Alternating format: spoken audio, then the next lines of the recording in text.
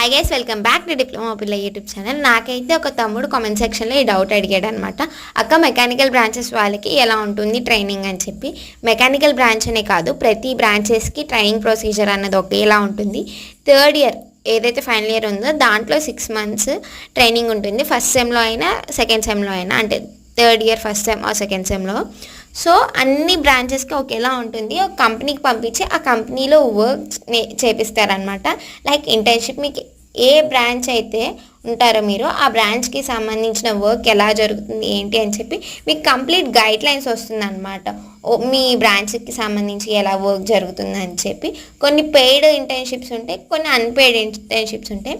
Maximum మా college నుంచి వాళ్ళు అయితే ఎక్కువ మా కాకినాడ, వైజాగ్ అండ్ హైదరాబాద్లో వెళ్తూ ఉంటారు.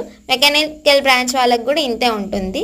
మీకు ఇంకేమైనా డౌట్స్ ఉంటే కామెంట్ సెక్షన్లో అడగండి, నేను ట్రై చేస్తాను రిప్లై ఇవ్వడానికి.